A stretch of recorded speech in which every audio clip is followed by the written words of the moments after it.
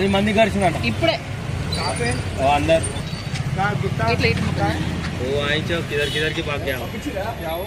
పంపించే వీళ్ళే అవునవునన్నా మేమంతా కడిగిరామా సబ్బు నీళ్ళతో?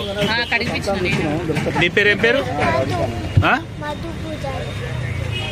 ఎక్కడ గడిచింది? 12 మంది గడిచింది, ఇక్కడ గడుస్తూనే ఉన్నది.